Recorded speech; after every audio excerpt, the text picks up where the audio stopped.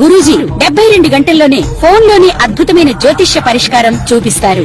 నమ్మండి, నమ్మకపోండి, ఇది నిజం. శ్మశాన కాళి రుద్ర చౌడీదేవి ఆరాధకులు నంబర్ 1 వశీకరణ స్పెషలిస్ట్. గురూజీ మనిషి పుట్టుక నుండి చనిపోయే వరకు వచ్చే అన్ని క్లిష్టమైన సమస్యలకు పరిష్కారం ఇక్కడ లభిస్తుంది. విద్య, ఉద్యోగం, వ్యవహారం, స్త్రీ ప్రేమ, పెళ్లి, సంతానం, స్త్రీ పురుష వశీకరణం, భూవశం, భార్యాభర్తల కలహాలు, కోర్టు సమస్యలు, విడాకుల సమస్యలు, చేతబడి, అప్పుల బాధ, ఇంకా మీకు ఎలాంటి సమస్యలు ఉన్నా 72 గంటల్లోనే శాశ్వత పరిష్కారం చేయబడును. ఓం మహాగణాధిపతయే నమః. ఓం గురుభ్యో నమః. ఓం శ్రీమాత్రే నమః.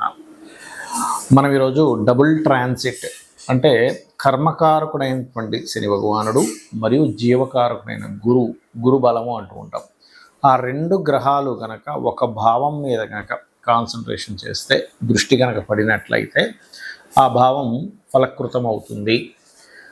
ఆ రకంగా ప్రతి లగ్నానికి, లగ్నం తెలియని వారు రాశిని చూసుకోండి, బట్ లగ్నమే ప్రధానం.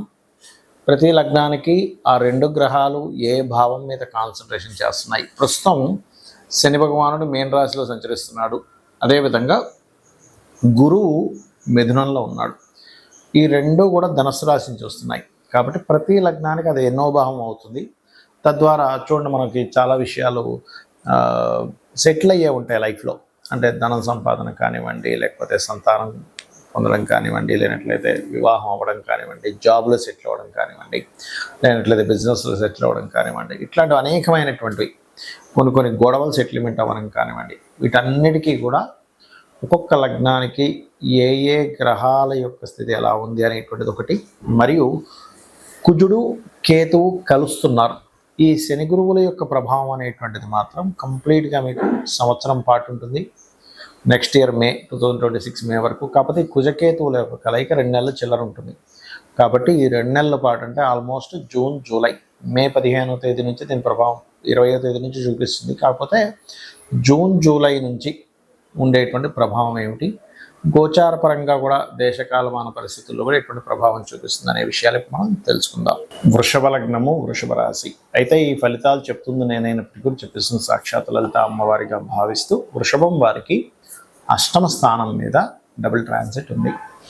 ఎప్పుడైతే అష్టమ స్థానం మీద ఉందో, పూర్వీకుల ఆస్తులు అంటే తాతగారి ఆస్తికి సంబంధించినటువంటివి ఏవైతే డిస్ప్యూట్స్లో ఉంటాయో, డిస్టర్బెన్సెస్లో ఉంటాయో అవి క్లియర్ అవుతాయి. Point number 1. రెండో పాయింట్, ఇక్కడ మీకు రీసెర్చర్స్, పిహెచ్డీస్ రీసెర్చ్ చేస్తుంటారు, అటువంటి వాటిల్లో చక్కగా కలిసి రావడం అనేటువంటిది ఉంటుంది. అటువంటివి ముందుకు సాగుతాయి కూడా.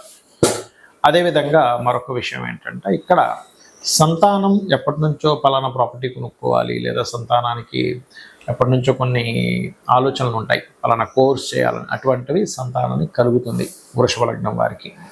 మరొక విషయం ఏంటంటే, ఇక్కడ మీ యొక్క జీవిత భాగస్వామికి కూడా ఫినాన్షియల్ గ్రోత్ని ఇస్తుంది ఈ కాంబినేషన్ అనేటువంటిది. ఇది ముఖ్యంగా గుర్తుపెట్టుకోండి.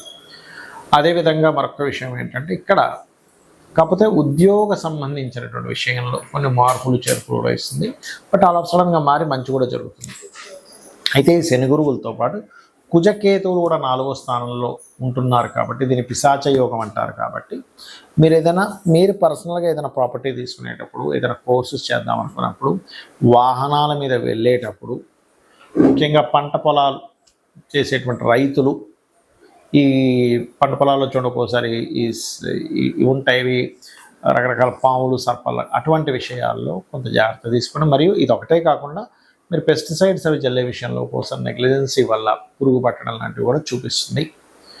ముఖ్యంగా ఈ విషయాల్లో జాగ్రత్తగా ఉంటూ మీరు నవగ్రహాల్లో ముఖ్యంగా శని మంగళవారాలు గనక కుజుడికి కేతువుకి దీపారాధన చేయడము, మరియు విష్ణు సహస్రనామాలు, దీంతోపాటు ఏదైనా ప్రాపర్టీ తీసుకుంటున్నాం, అక్కడ ఏదైనా దోషం ఉందా, ముఖ్యంగా ఈశాన్య దోషం కానీ దక్షిణ భాగం ఉండేటువంటి దోషాలు ఉన్నటువంటివి తీసుకుంటారు తెలియక.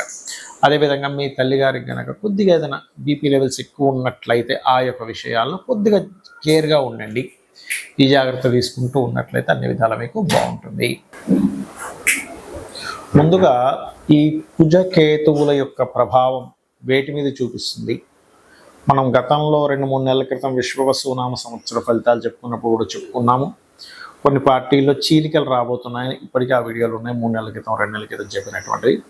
సో ఖచ్చితంగా పార్టీల్లో ఎందుకంటే ఈ సంవత్సరానికి అధిపతి రవి కాబట్టి, గవర్నమెంట్కి, ప్రభుత్వానికి, రాజకీయాలకి రవి కాబట్టి, దాని మీద కేతు వస్తున్నాడు కాబట్టి ఖచ్చితంగా చీలికలు ఏర్పడతాయి.